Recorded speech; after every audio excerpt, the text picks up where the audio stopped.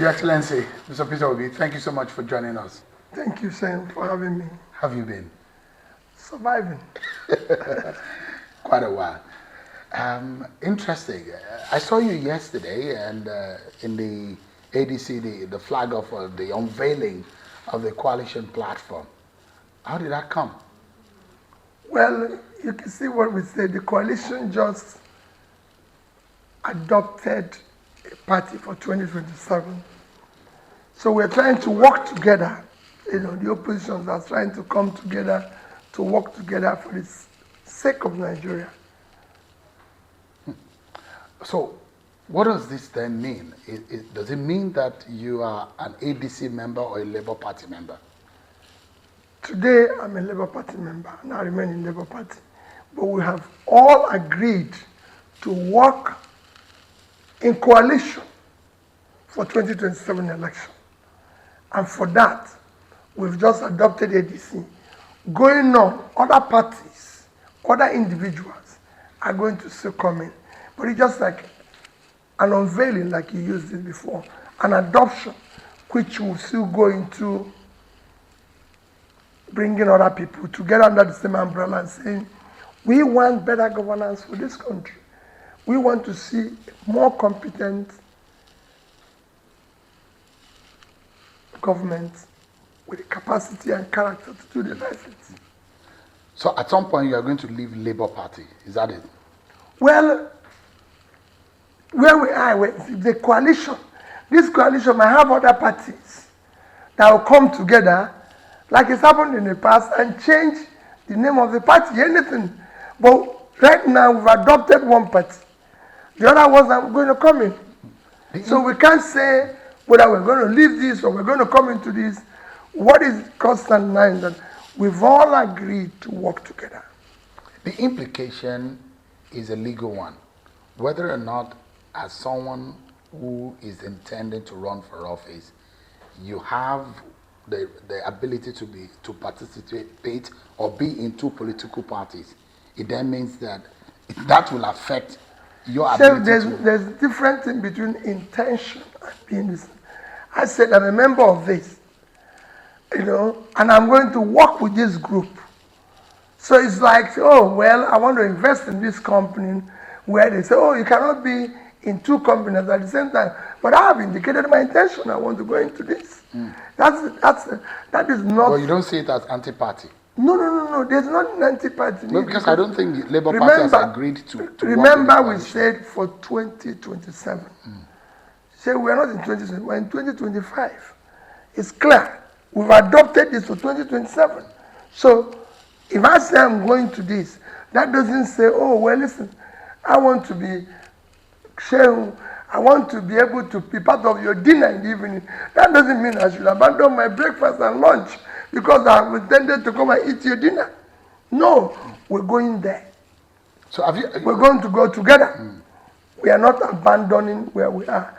At some stage, when that happens, So you are thinking of being a running mate to Atiku. Is that the case right now? That's your intention? Again, Shehu, this is not in play. Nobody have ever discussed that. You know what I'm asking? People assume so many things. Nobody have ever discussed with me whether I'm going to be A or B or C. Shehu, I'm going to contest for the President of the Federal Republic of Nigeria. And I believe I'm qualified for it. You know the reason why I'm asking this? The coalition has been touted as Atiku-led coalition. And there are those who think that organization of coming together, that marriage is for an Atiku platform to run. People just assume anything in this country. And I don't believe in assumption. I don't live with it. I'm part of a coalition which will be able to produce a competent president with the capacity, compassion to save this country. And you look at the assemblage in that room. Some have described them as geriatrics who are old and done politically, who have been former this, former that. And this Peter Obi, And your reputation, you know what your reputation is with the Nigerian people. There are those who think that Peter Obi stands for a ray of hope, a beacon of hope for a lot of young Nigerians. And your association with some of those who have been described as spent, former this, former that. You don't think that there is a problem, that a contradiction? Shehu, when a leader comes into a scene, you lead everybody. Your job is to change.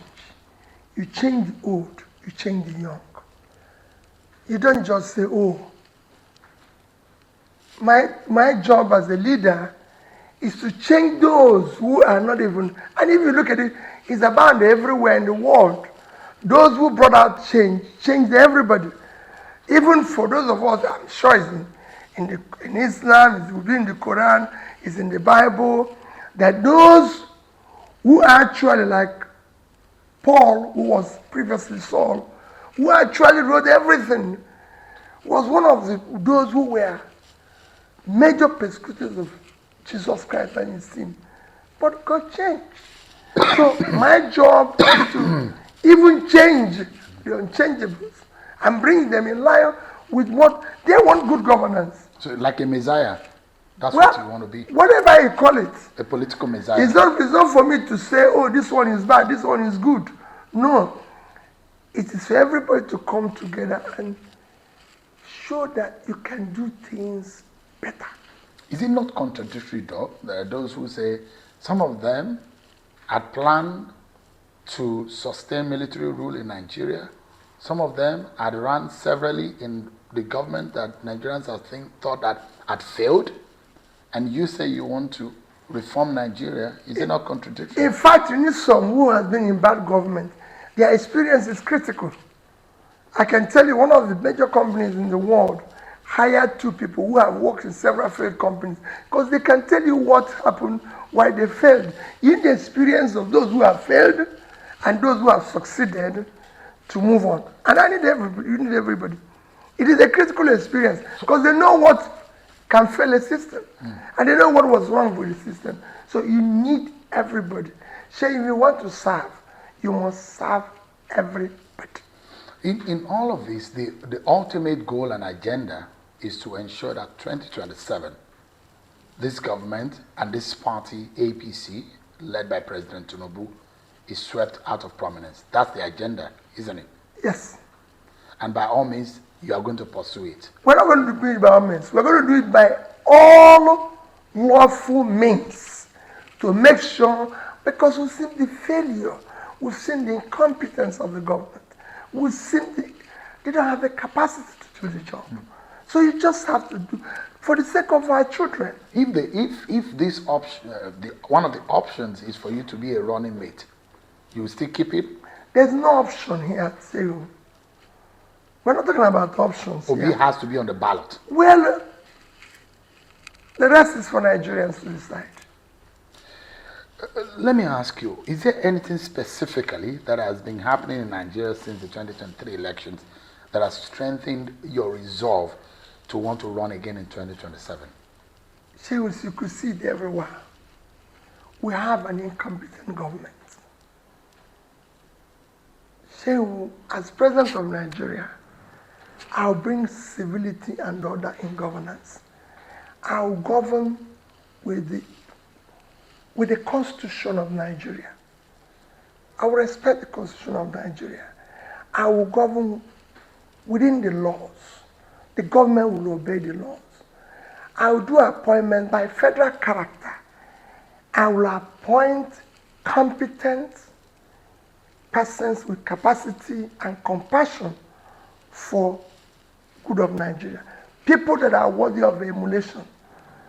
So I'm not going to be Minister of Petroleum, like it's been. Every ministry will have substantive minister who is competent, who have the character, compassion, and capacity to run that ministry, but showing you the things that as president, I will have hands-on reported to me daily on real time. Number 1 is security of life and property of every Nigerian citizen. Number 2 is basic education of our children. Because we must put those 18 million people out of them. So it is more important for Nigeria to invest in education than oil.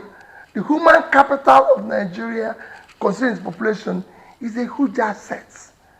I will make sure that hands-on, I know anything that happens about health of Nigerians, starting from primary health care, ensuring we increase the insurance coverage, where the rich will pay, where the poor will benefit, and everything.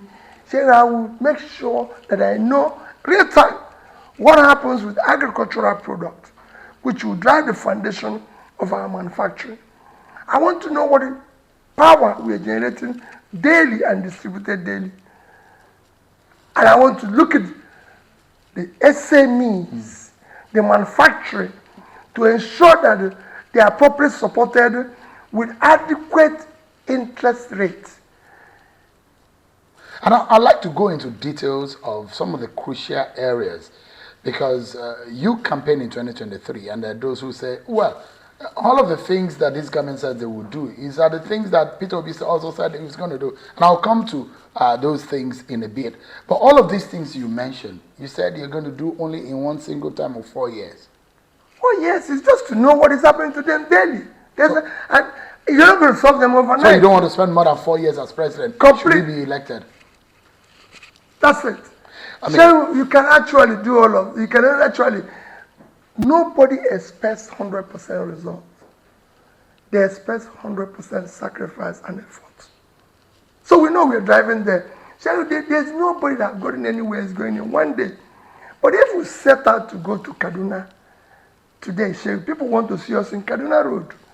If we're headed to Lagos Road, we're in the wrong direction. What is happening now is that we're telling people we're going in this direction, but we're going in that direction.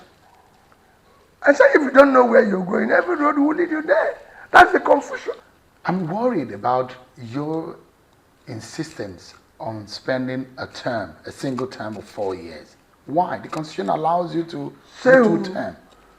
I will spend, and I want it to be categorically 4 years.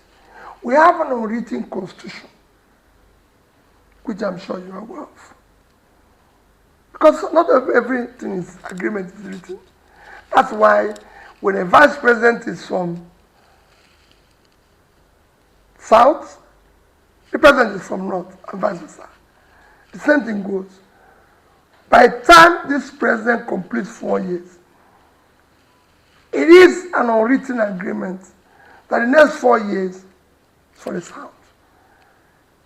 I, as the president, will categorically do that. We must build trust. Very important. Can Nigerians trust that commitment of a single term from you? So I said it and I put it in capital. I don't need a day more than 4 years. In fact, the day and before. You fix Nigeria in those 4 years. It's not fair. I will show the direction of good governance. That's why I said. To what end is this one single? Why do you want to spend? The Constitution allows you. You've been a 2-term governor. Why do you want to? In 2 years, there will be maximum damage. That shows 2 years can change it in good direction. People want to get up and see a president that cares, a president that shows compassion. So today we have a country without compassion. Leadership without compassion does not exist. It's a minus. It's not good for the country. Is there anything that you see that this government is doing that lacks compassion? So, in December 18th or thereabout, several children died in Abacha. I think it was December 18th. On the 19th, the president of Nigeria flew from Abuja to Lagos for Christmas holidays. Saying, I will not do it. I'll go to Ibadan. I will go and look for their parents and cry with them. The president I will show them. If the president went to Benue. No, one minute. Abacha. There was no compassion in that. People lost their children. People lost their children that will lead this country tomorrow. He didn't do that. He went for a Christmas holiday. In Benue, he was not there for days. I will go the first day. And when he got there, he said he couldn't visit the community because of bad road. He has not gone to Niger State, where we lost over 200, and now they said it's 600 that they're still missing, and it's presumed dead. It's only about 15 minutes flight from Abuja to Niger. There's no compassion. I've watched our president, top government officials in this capital of Abuja commissioning bus station when we lost 20-something soldiers in Niger. It will not happen. Is commissioning road more important than our soldiers that are dying? Is commissioning road more important than our children are not in school? Is road more important than children being in school? There's no compassion. There's no governance. I will not be, look at this week. This week alone, Monday, 30-something were killed in one of our states. Tuesday, 13 was killed in one of our states. Yesterday, it was over 10 in Anambra. This morning, it's over 13 in Sokoto. And our president is in island of St. Lucia. That is not even up to the size. Island of St. Lucia is 617 square kilometers of land. Mina is 6,700. Mina is 10 times the size of St. Lucia. In terms of population, St. Lucia is only 180,000 people. Ajegunle is 560. Ajegunle. So what is our president doing there?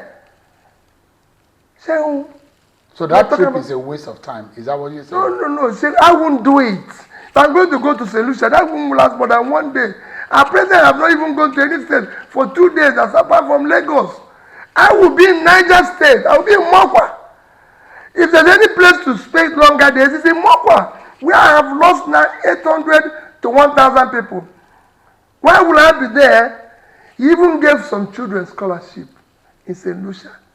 When we have 18 million out-of-school children, with our capital, children are not in school. Shego, that's not governance. The country needs governance. I mean, are we looking for saints to run this country? No, we're looking for competent persons with capacity, character, and compassion to do it. You don't belong to a gang of saints? No. Saints, even saints. You're Saint Gregory. No. Gregory. No. But you're not a saint. No, saints derive from Presbyterian. I'm a combination of the great saints, Peter and Gregory. So it's not just I'm Peter. But in character, you are not a saint. No. In character, a leader must be somebody, I said, he must be competent. He must have the character and behavior, public conduct to show that this is right, this is wrong. Let me ask you, and I'd like you to clarify this, because I watch a lot of conversation around you, and I mean, around every major political figure in this country. How do you clarify this reputation that you worked for the Abacha government or in the Abacha government? I've never worked for government before I became governor. I can tell you that. Did you do anything including the special? Let me clarify for you. I've never worked for any government before I became governor. I was a very successful businessman. And everybody knows that. I was a very successful businessman. I built my business from scratch to something of reputation. As a businessman, I'm also part of those who were controlling trade in Lagos then. There was a time during Abacha's government, Even happened during Obasanjo's government. There was a time during Abacha's government, because you know when Abacha took over, they said all ports, seaports and everything closed. So they came out with a policy that caused congestion in our ports, even in the airports. Goods were not being cleared, goods were not being exported and everything. And some of us felt, no, we need to go and see the head of state then, or at least the commissioner for Minister of Finance, who was one, I think it was Annie. So we came to Abuja, about 50 of us. We had an audience with the Minister of Finance and the President and the head of state then. And we were able to elucidate the problem we're facing. The President then directed the Finance Minister that he should take some of us who are the leaders, should just form a committee to decongest all the ports in Nigeria. And there were about 10 or 20 ports. Make sure that in each committee, one of us is involved. That's the only thing I had to do with the port. And then when we finished, which lasted maybe 2 weeks, 3 weeks, they said, it is now time to probe and reorganize the port, because I had written in one of my comments that Nigerian Port Authority is the only port I know in the world that have an office outside its country of operation. And couple that they've seen, they said, you become a member of the panel. Is that, if anything, I was a member that tried to reorganize and sack people, saying he has nothing to do with working government. I've never met Abacha, I don't know him, I'm not in the military. All this is I'm telling you. The only time I met him when we went to talk about that. But you know what is happening now? Look for anything about Peter Obi. Anything you can see, they will tell you, oh, maybe he did this, or maybe Shehu is like, you see people today say, oh, when he left government, he was owing. When he left government, he was doing this. They're even trying to frame some people to say, oh, Shehu, everything I've done in my life is in the public space. For example, when I left office, Shehu, I didn't just hand over the way governors hand over. I invited everybody in a massive conference room, all the traditional rulers, all the president generals, all the bishops and clergies in Anambra State, invited from federal, Okonjo Iweala, and one other minister of planning then, invited top businessmen like Dangote. They were in the hall. Invited the 3 banks where I left money. And I announced in their hall, I said, head of service, you're here. Everybody, you're here. I do not owe any public servant that the state is supposed to pay salary. I do not owe any retiree pension or gratuity. No contractor or supplier who have executed his job certified by government that is being owed shall not one. And above all, I called the 3 banks where we have money. Everybody was there. I called Access Bank. I came up with it. It's still there. I came up with it. I have in your bank 12 billion naira, $50 million in name of Anambra State. He said yes. I said, incoming governor, hand it over to you. I called then Alexoti, who is now governor. I said, he was the MD of Diamond Bank. I said, I have in your bank 12 billion naira, $50 million. I said, yes, hand it over to him. I called the MD of Fidelity Bank. I have 12 billion naira with you, $50 million. Here is it. Share if you want after this interview, before you leave here, I carry it about, I'll give you the statement. I handed it over to him. I said, I'm leaving here, no pension, no gratuity for me. This is about the 12th year or more I left Anambra State as a governor. Say, Anambra have never bought me a bottle of pure water, a sachet of pure water. I mean, you seem to campaign more about frugality than investment. That those who say those monies that you're talking about that you're leaving could have been invested. So I invested it. I invested in education, which is the most critical investment a nation can do. So I took the state from 20-something in Wayakaneko to number 1. So under me, and I challenge any state, under me, all secondary school, I can go down to primary, all secondary school in Anambra State had a functional science lab, had a sick bay, had a generator, had 2 buses, have computer. Go and ask HP till today. I bought the highest number of computer ever sold by HP to any state in Africa. The order, they're there. You can go and ask HP, or you can go and ask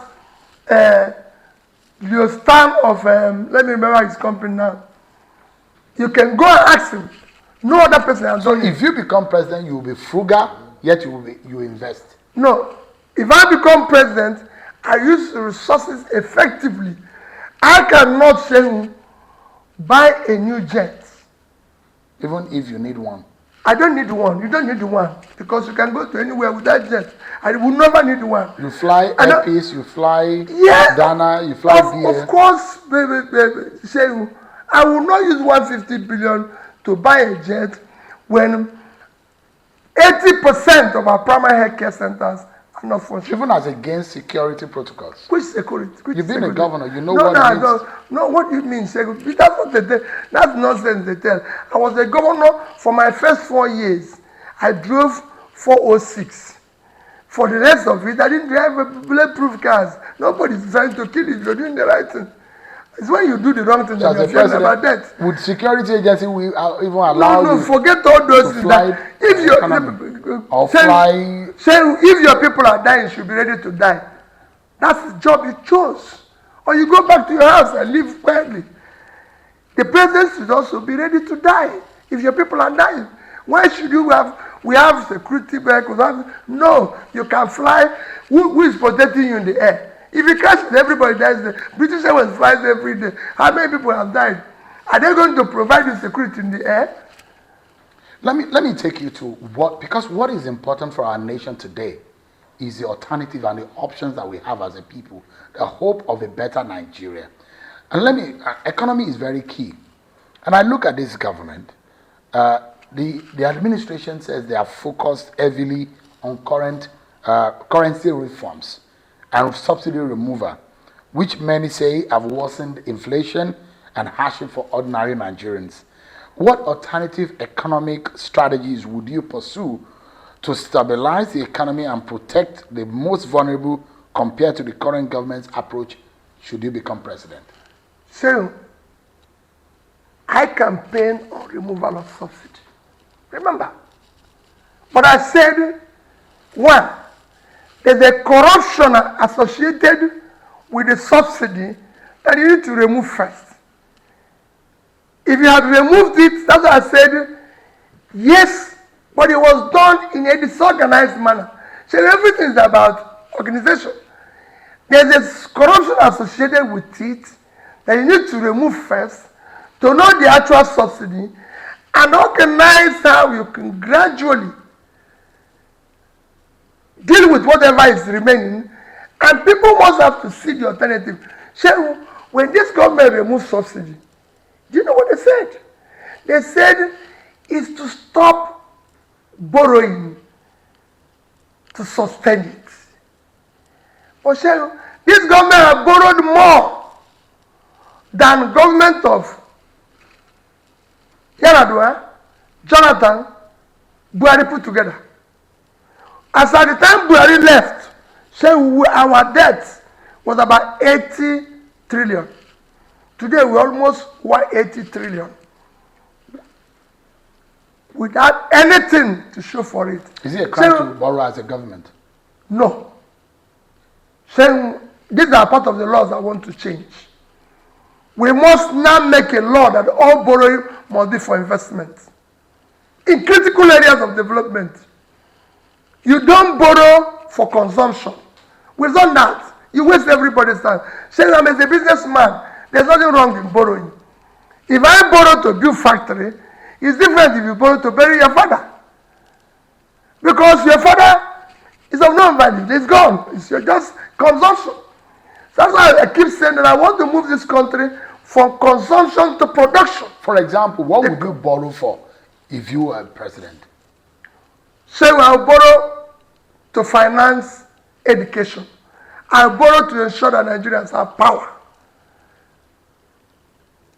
I can go on and on. There's so many things. How long can it take you, for example, to fix Nigerian power situation?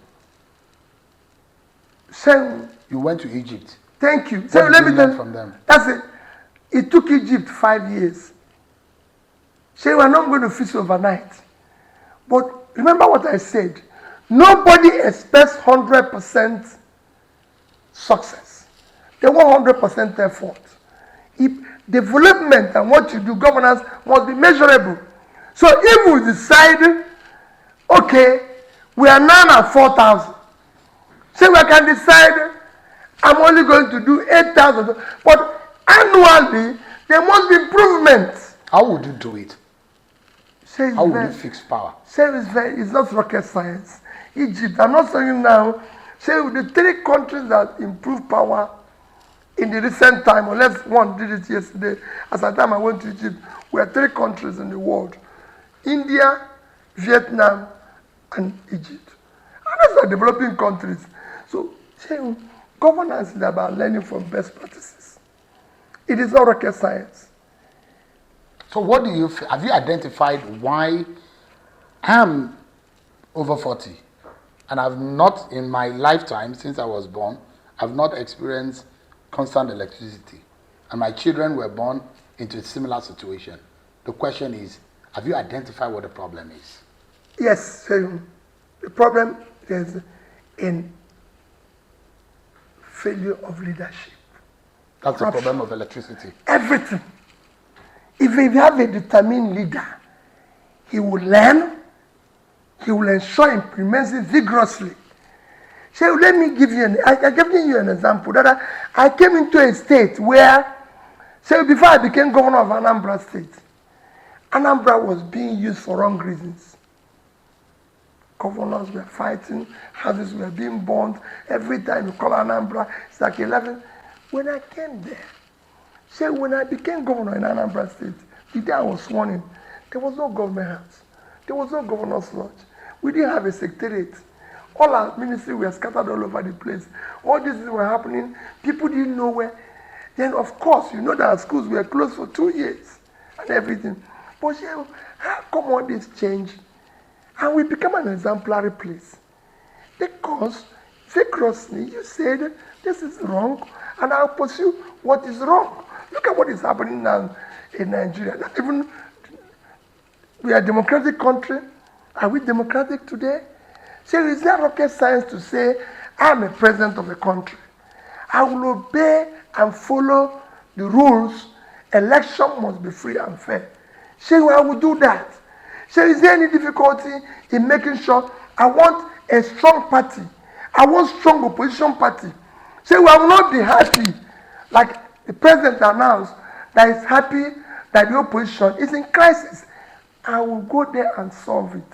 As governor of Anambra State, you've seen me say it every day, Fashola is alive. He was coming to my state to campaign for Dr. Chris Ngige. In an election I'm campaigning, I gave him my official vehicles, gave him everything. That drove him to the campaign. Same in my life, Obasanjo was coming to campaign Dandy. In an election I'm contesting, I drove him to where he's going to campaign. In front of me, the House of Assembly, which is under me, passed a resolution that they want Andy, not me again. Oju Sokalu is there. He came to campaign for Uche Kunife. I gave him the vehicles that took him to the campaign. When he finished, he came to my lodge, ate lunch in front of me, standing this way, Uche standing this way. He said he has come to campaign, that I've done well, Uche will replace me. And I was in that election.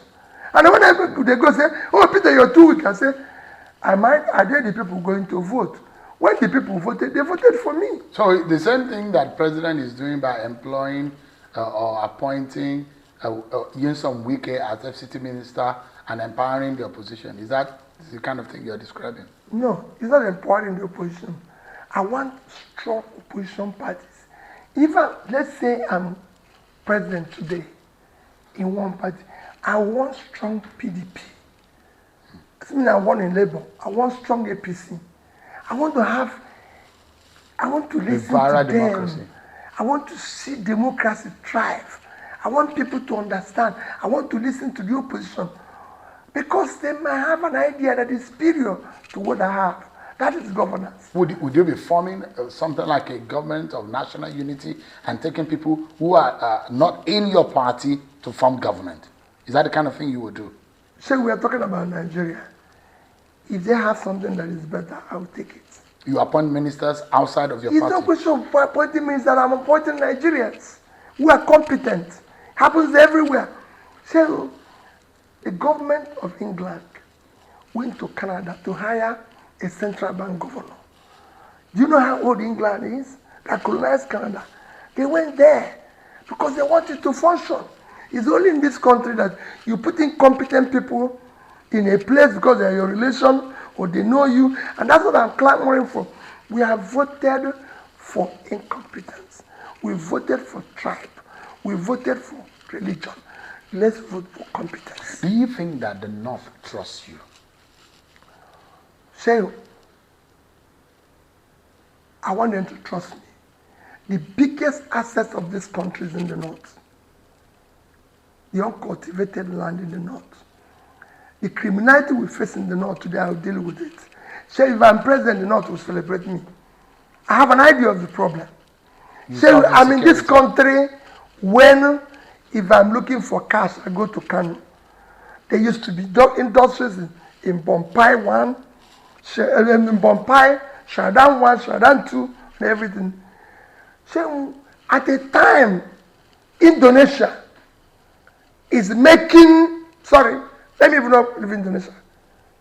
At the time, Bangladesh is making over 50 billion from clothing. More money than we make from oil. We don't have even one single textile or cotton mill in this country functional. At the time, countries after countries are making huge money from agriculture. Morocco, third world, are exporting food to Europe. So we're hungry. Bangladesh, again. So Bangladesh produces 50 to 60 million tons of rice. Nigeria does not produce 10% of a milled rice. Nigeria does not produce 10% of that. Let me ask you. For a country where our two biggest states, Niger at 76.3 and Borno at 70.8, is 147. And the population of the people living there, which means we have more land, is less than 15 million.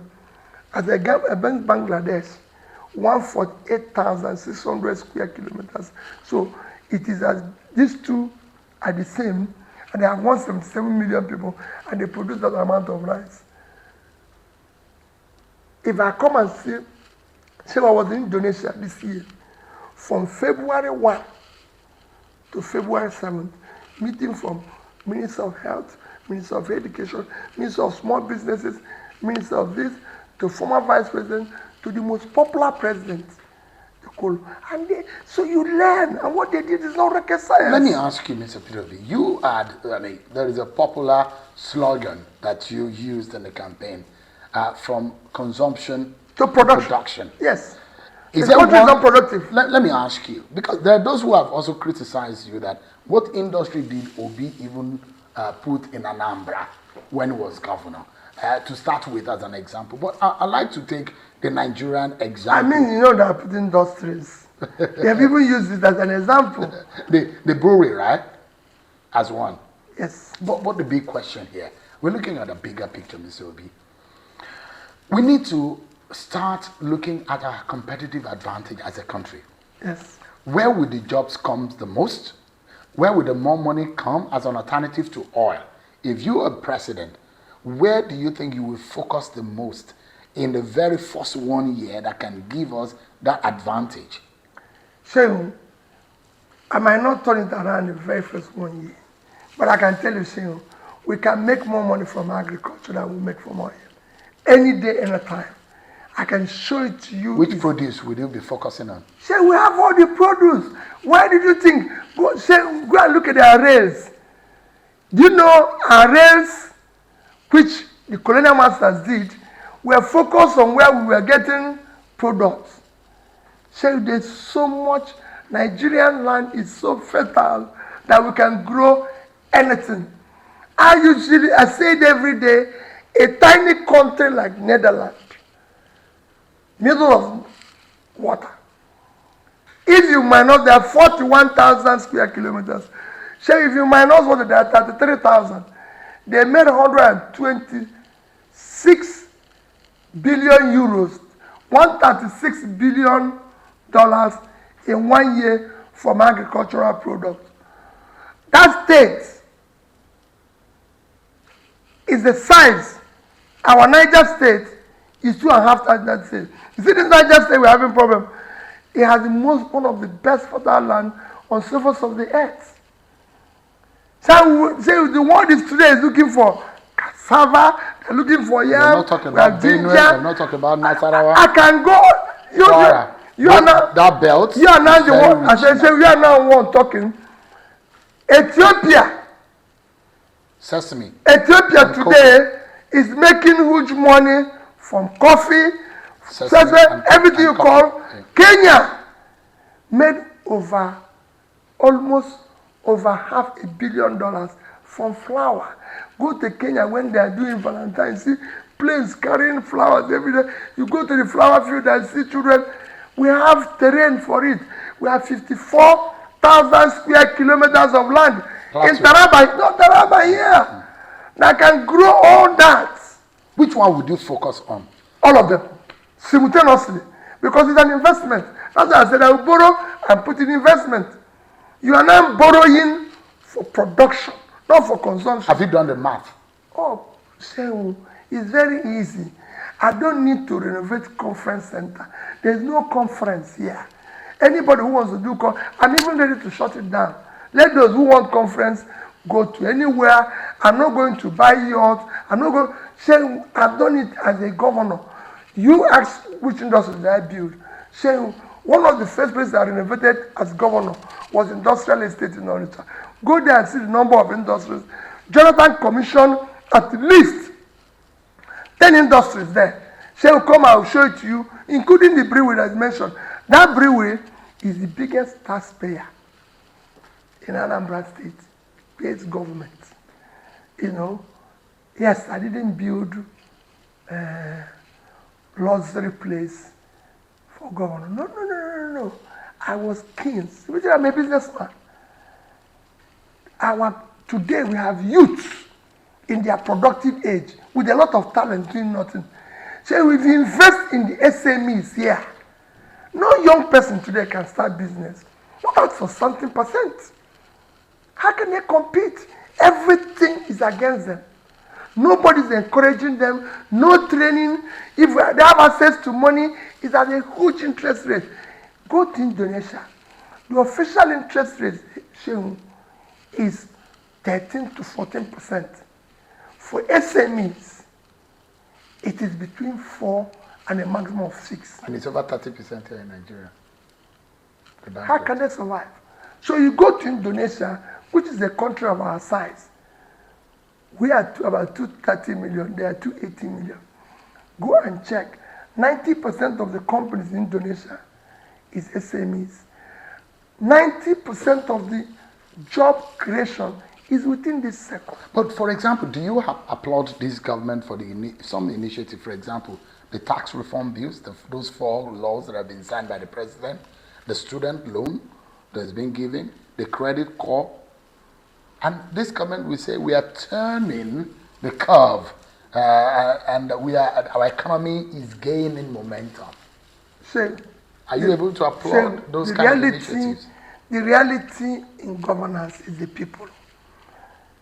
Nigeria has never lacked good policies. What it lacked is good and committed implementation. Remember, Nigerians are very good people. They are committed. That's why every president comes and says, things are difficult, let's fast. And Nigerians will jump to it and say, okay, let's fast with you. But then the leaders now go into feasting. When they've just asked the people to fast. You can't tell people to fast when you're feasting. You're buying new planes, you're renovating houses, buying new mansions, doing this. Say, we don't have a hospital. If anything happens to you or me now, they can't rush us to our national hospital. There are private hospitals. No, they have broken that. Shame, I'm just telling you. This is nonsense. Government-owned hospitals. When British Prime Minister had COVID, they took him to St. Mary's. I had a cousin in the UK. He had COVID. They took him to St. Mary's. Our national hospital is supposed to be our number one hospital. Go there. They have no equipment. It's all broken down. They have no ambulance. Our government officials are driving on the road with ambulance. Shegun, I've never seen government officials anywhere outside Nigeria. He's come for an ambulance. Not even, no, I lived in the UK for years. Why? Because of ambulance in hospitals. Ambulances are meant to be in hospitals, not to be following government officials. Is there a promise that, I'd like to know, because all of these, the policies and everything that we're talking about in terms of the economy, is the bottom line is the livelihood of the average person. Completely. The man and the woman who are trying to eke out a living, if they don't work every day, they cannot feed their families. What promise do you have for them? For them to think that Peter Gregory Obi has an idea that can alleviate their poverty, give them some hope. How soon do you think, should you be elected president, that you can help them out of this poverty and this hopelessness? So it's not going to be overnight. But let me tell you. But you will do it in 4 years. From day one, I will tackle the issue of security. You can't tell me that non-state actors can be stronger than state. How would you do that? We declare war. We've lost more people than countries at war. So let's go to war. Let's do whatever it is. Even this borrowing you're talking, borrow money to put into security, into equipment, get the manpower. But you will not get those equipments in real time. You have to wait until they manufacture. Let me tell you. It's frustrating. There's nothing you cannot do if you want to do it. It's frustrating. So if this government doesn't have the willpower, or what? I just told you, people are being killed. They are not even there. They are commissioning bus station. So you cannot tell me that I, Peter, will be sitting where we have 10 soldiers die, which I'm not sure are police die and everything, which I'm not sure how they're being killed. And my job is to sit for 2-3 hours where they're commissioning bus station. Say, we will not do it. I will shut it down and go out there. You declare state of emergency on security. No, if there's war, we declare war. We can be at war. There's nothing wrong in saying our country is at war. And you will by yourself as a commander-in-chief go to the war front. I can tell you, Shehu, I might not go physically, but I'll go. Because I'll be with the people there. They will know I'm with them. What are they? Yeah, let me say this have happened to me as a governor. I wish you can go and meet my police commissioners when we had problem. One is Lieutenant John Haruna. The other one is alive, Bello from Kwara. I told them we had war. You must see me 24 hours. Ask them, or ask my commander of the army when I was there, Nenche. He's in Abuja here. Ask him, I told him we had war. And Nenche, you can see me anytime. I must stop this criminality in Anambra. And I'm happy that if you look at an interview from then AG Abubakar, I said for 5 years, we've not had issue of bank robbery, major crime in Anambra State. But there were spate of the kidnappings and a few of those. There's nothing you will not see anywhere in the world. The kidnappings in America, they kill people in America. The difference is that if anything happens, there's a reaction from government. People want to see government. Do you have alternative, Mr. Obi, on how to solve? Because we've been employing the same techniques over the years. Have you learned a new way to solving this insecurity problem? There is so many. Even I told you, there's what they call natural insecurity. That is pulling people out of poverty. So by the time you invest, the entire state in the north cumulatively, over the past 2 years, have not been able to support their SMEs with more than maybe, let me be generous, 50 billion. I've been to 2 states in the north who told me they applied for Bank of Industry. So you know this credit, this SME matching fund with POI. So I started it as a governor. I was the first governor in Nigeria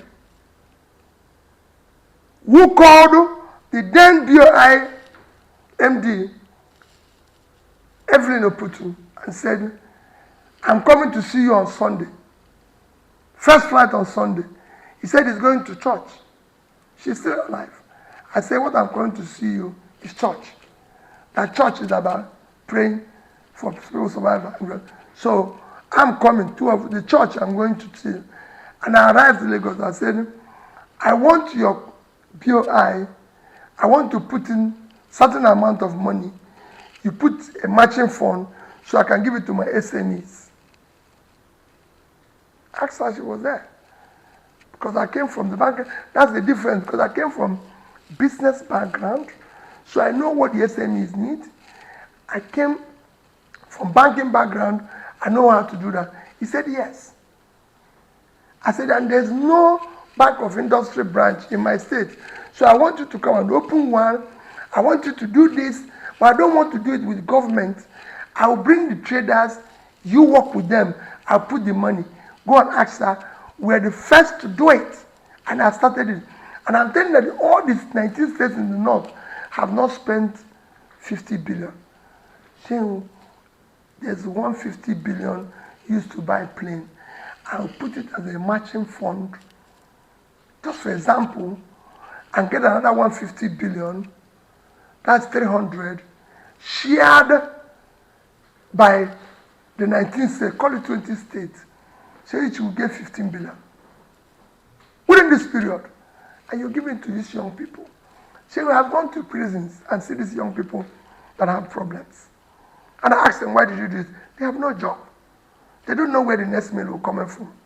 And if you don't know where the next meal will come from, so nobody can know or imagine what you can do. Let me ask you, as a governor, there are those who say the federating units need to play their roles. There's just a president of the Federal Republic and the 36 state leaders of 36 state government. The question is, issue of state policing come to bear. What would you be suggesting as the alternative solution in governing all of the states of the country and making sure that they are properly policed? So I will have community policing. I will encourage it. Local government policing, I will encourage it. State policing, I will encourage it. Federal policing. So as governor, every community in Anambra State have community security system employing 10 to 20 persons paid directly from my office as governor. So go and verify what I'm telling you. I bought for every community in Anambra State a pickup with gadgets for policing. You can go and check it. I didn't say one community. We have nearly 200 communities. I bought pickup for each community. Some communities even got more like Onitsha, Nnewi that is big. I gave them more vehicles. So we had vehicles, even markets, traders in the market, and there's even churches. I said, listen, and I bought It gave all of them security vehicles, was paying for the security personnel that was manning it. So if you're still in one town, the radio, you cannot. The three major criminals that were operating in the southeast, everybody knows them. You will not know because of their Igbo names, Ofaku, Oisikanko, and Gwekelo. Welcome to Anambra State. Because once you're still in one town, the radio, they must get you in another town. So I would do, that's why I said, I would do whatever it is to secure the country. Security is number one. You say nobody's going to come and invest in Lagos if he hears there's bomb in Boronu, because there's no way the bomb will come to Lagos. So you need to, the reputation of your country in terms of security, in terms of local investment, is critical for you to. I mean, when you touched on the issue of the security in the southeast, there were those who criticized you that you never came out to condemn the role IPOB and those who were the agitators and those who were asking for sit at home did, and some of the killings that happened. So they are not following me. I've condemned killings everywhere, even the one that happened in Anambra yesterday. We're talking about the role of IPOB. I said I've condemned everything. The only thing I said about the agitators, let me tell you now. So it doesn't matter what, there's Yoruba agitators, there's other agitators, there's Israel agitators. I will talk to all of them. There's nothing wrong with agitating. Anybody who says, okay, come on, let's talk. You must exhaust reason, you must exhaust. But see, I see all those functionalities as a function of a dysfunctional, is a result of a dysfunctional society. If you do the right things, all these things will collapse on its own. So what I'm going to unleash here as somebody who works in government will change it. When I was in Anambra, it was very peaceful. There was no issue between parties, between everything. So don't forget, I governed with 30 members of House, not from my party, 3 senators, not from my party, National Assembly members, not from my party. That's how I started. They impeached me when I was started because they didn't know where I was going. They didn't know what, they saw something that was different. And I always say then, when they impeach, people say, oh, these people, they are there. No. They have right. I'm like a driver. Driving a vehicle with full of passengers that have since passed their destination. So they didn't know where I was going. Would this be canvassing for a political solution to the case of Nnamdi Kanu? For every one of them. I mean, why is he being held? It doesn't make sense to me. Some people say because he used vulgar words and everything. If there's anything wrong, I have not seen it. People just say, oh, using vulgar words. You say, it doesn't bother me if I'm president, whether you call me thief, call me a less man, call me idiot, which they call me today. It doesn't bother me. My duty as a leader is to the common man to put food on their table. But if you are talking about the situation in the southeast, is it the same way you handle the agitators and those who are killing in the northeast and the northwest? But remember what I said. Different? If there are people I can talk to, I will talk to them. But remember what I said. Once I exhaust reason, I'll deal with it. So if they can see them, so that my first assignment is that if they say Shehu is the one operating in the northeast, let's say tomorrow we have a bandit by name Shehu operating in the northeast, I will look for Shehu. Quote me anywhere. But, remember, that is just establish a link to say enough is enough. Afterwards? Deal with it decisively. Are you happy with the peace and the quiet in the southeast after the arrest of Simon Ekpa? There's no peace anywhere like I know in Nigeria now. So for me, I just told you they killed 10 yesterday in my state. Is that peace? People are being killed everywhere in Nigeria. Everywhere. Let me ask you quickly, yes. Ms. Obi. A lot of your followers believe so much in you. And those who do not believe in you still don't think that you're the right man. Why do you think that Nigerians should trust a Peter Gregory will be, that will give them hope and will give them focus? Can they trust you?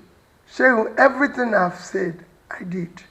As governor, when I was campaigning to be governor of Anambra State, I said I'll fix education. I'll make sure I improve in education. There will never be a time children will not be in school. I can show you education increase. It became better. I said we're going to deal with the issue of health. Didn't have one single school of nursing and school of midwifery.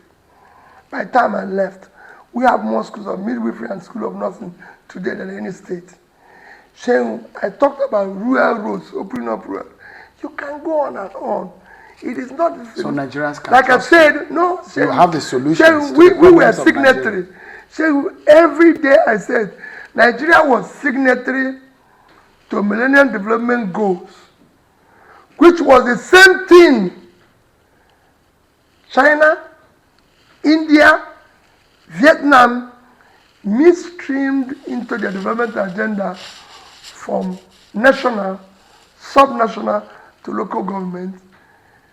China used it to pull 439 million people out of poverty, India 150 something million, and Vietnam 40 something million.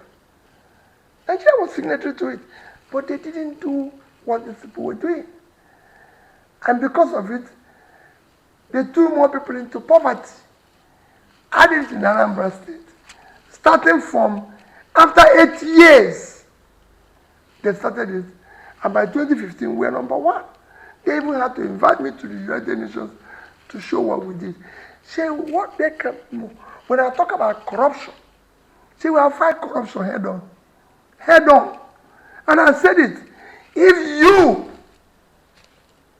who is number 1, either at level, national level or state, is not stealing, your wife is not, your family is not, you reduce by 50%, there's an experiment with. I've had people now who say, oh, but you're corrupt.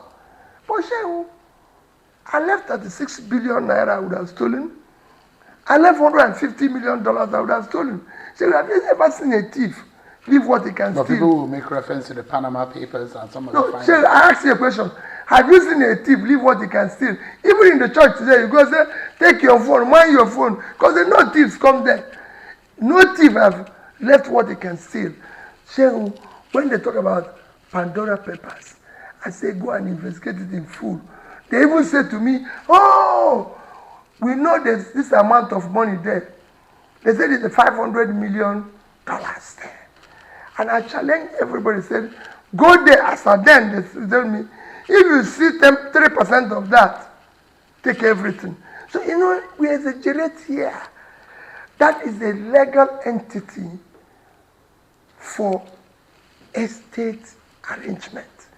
They say, I've done that all my life. I save money for my children, and nothing can change it because I'm a responsible father. I don't want to, anything happens to me tomorrow and they don't have anything to, no, I have to. And that's what it should be. The same way I will save, that's what I did for the Anambra children, the same way I would do for Nigerian children, because this oil we are sharing the money is an expiring and diminishing assets. Every other country that had oil like us saved money, except us. Our own became a motor park situation. Whatever you get, share it and you finish. But on a final note, in all of this, you think you are better than the man who is at the helm of affairs today?